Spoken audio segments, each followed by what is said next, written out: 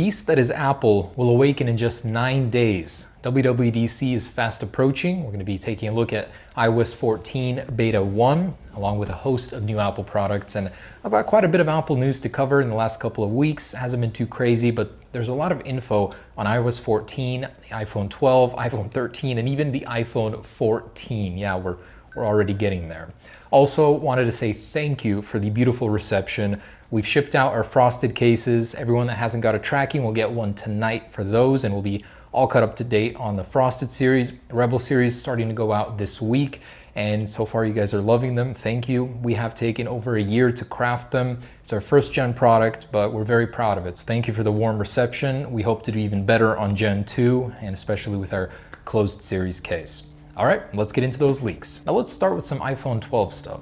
So this glyph of an iPhone 12, or a straight edge design, which implies an iPhone 12, was found in a leaked build of iOS 14 by a new Twitter account, and they've shared a ton of new glyphs detailing a bunch of apps and icons, wallpapers coming to iOS 14.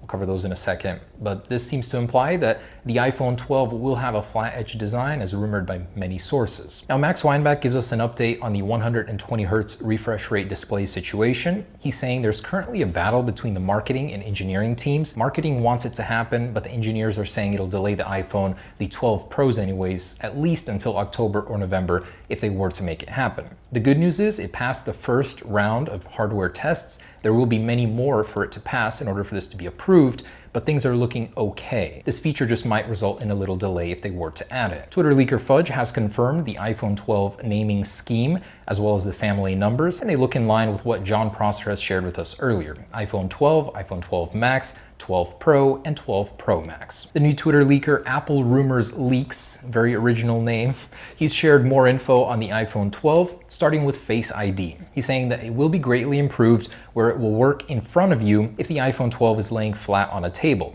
Previously, Max Weinbach has reported that Apple would be improving Face ID on this year's iPhone. This could be in line with that. And this Twitter leaker does confirm John Prosser's pricing details on the iPhone 12 lineup, which is very fair. It's a bit shocking even how low the prices are, especially when you compare them to what the Galaxy S20 lineup started at. It's shocking. It's great that Apple's keeping the prices fairly affordable with all this new tech being shoved inside. Now, Digitimes is reporting that the iPhone 12 is entering volume production in July, which is about a month behind schedule, but it could mean that if Apple were to announce these sometime in September, you would be able to buy the iPhone 12 non-Pro models and get them in September, potentially early October, based on this production scheduling. Now, it doesn't mean that they wouldn't sell out, but Apple would have a small amount available in September. Now, Chinese display maker BOE, which shared some of the display orders for this year's iPhone 12 models, has failed to produce any displays, which goes to show you why Apple keeps choosing Samsung over and over, because they deliver. Now I can go on and on here, but the consensus is from multiple sources that the iPhone 12 Pros will be considerably delayed. The iPhone 12s may not be delayed. They might be just a little, but if Apple makes some production magic happen, those could be available in small numbers in September, possibly early October. And now for some far out 2021 iPhone 13 leaks by Mac Takara. So they're saying some Alibaba sources gave them info on this iPhone, and it's different than anything we heard that Apple would be working on. So take this one with a massive grain of salt. But essentially they're saying a 5.5-inch iPhone with an all-screen display, even slimmer bezels than this year's iPhone 12s, USB-C will be releasing. And this is supposedly going to have a new cross orientation camera on the rear, which just looks terrible when we rendered it. I'd say this is absolute fluff, nothing true to this, but hey, we still have a year for this phone to materialize. There may be some truth to it. Unlikely though. We've heard that Apple would be going straight to the smart connector. USB-C should not be part of Apple's iPhone product lineup at all. Now, an all-screen iPhone may not be as outlandish and crazy as you think. It could be possible as soon as 2021. Visionox is now ready to mass produce under-the-screen camera sensors, which work using hundreds of technology cobbled together to produce clear images beneath an organic LED display.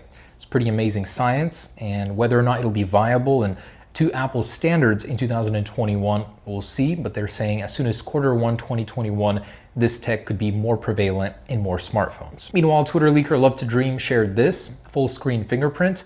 If Apple were to reintroduce Touch ID into an iPhone, you better betcha it would be done grandiose and on a full screen scale. Also, the outlandish Makatakara report mentions that they're considering a camera on the bottom of the screen. So it would be beneath the display, but on the bottom. I don't know what purpose this would serve, but interesting. And according to the other Twitter leaker, Apple is once again considering black AirPods. This could potentially be for an AirPods Pro 2 refresh that we've been hearing about.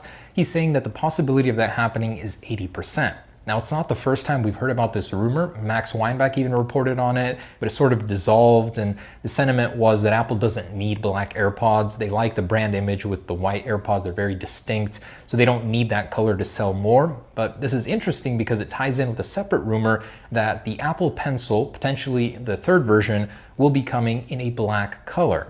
Now, the same Twitter leaker is saying that before that were to happen, Apple would need to release black AirPods, making that rumor even more interesting. So Apple could be planning some sort of black color refresh for many of their popular accessories. And it gets even more interesting with the AirPod leaks. So Apple could be working on a non-retail version of AirPods, which they'd bundle with iPhones starting in 2021. Shared by a separate Twitter leaker, this is the design we're seeing. They seem to be a cross between EarPods and first-gen AirPods. And now that we know EarPods will no longer be included with iPhones, this could be a ploy to eventually reintroduce these and give you an even better value. They do look pretty cheap, and understandably they wouldn't be a complete replacement to AirPods. More of like a beta product of AirPods 0.5 release, so they entice you to get the full release. I mean, I'm pretty sure you'll put them in, you'll be very comfortable, you'll like the idea of wearing and using AirPods if you haven't before, thus getting you to purchase the actual product. TSMC is reportedly on track to release 3nm chips in 2022. It blows my mind thinking about miniaturization on that scale, but we're getting there. This year's iPhone will be the first with 5nm, then next year will likely be 5nm refined or potentially the same node, then in 2022 an even smaller nanometer architecture. And some iOS 13 stuff. So iOS 13.6 Beta 2 has been pushed out. It's a follow-up to 13.5.5 Beta 1, which was a patch for the uncovered jailbreak. iOS 13.6 will be the first version of a 0.6 update for iOS. There are a couple new features inside. So first off, Apple News Plus will have a new audio section where you can hear audio summaries of your daily news. And these will be subscription-based, but you can hear small excerpts if you don't have a subscription. iOS 13.6 will also save your positioning in the news article, and there's a new toggle that'll allow you to just download iOS updates without automatically updating to them. Also, code in iOS 13.6 suggests that Apple is working on a subscription bundle, likely bundling Apple TV, Apple Music, Apple Arcade, and of course Apple News Plus. So there's been a massive dump of iOS 14 glyphs, icons, wallpapers, potentially features, device glyphs. There's too much to share here, but I'd recommend going through this account. It's quite interesting, fascinating stuff. You really can't say how much of this will end up in the final version, but this has most definitely been pulled from a leaked build of iOS 14. Very fascinating stuff. There are some potential new Apple Watch 6 wallpapers here, variations from the iOS 13 wallpapers, which they look very similar to. CarPlay will have some custom backgrounds in iOS 14. Again, slight variations in the colors here from iOS 13 wallpapers. And 9to5Mac is reporting that within Safari on iOS 14, there will be a built-in translator, which will use the Neural Engine, meaning you don't need internet for it to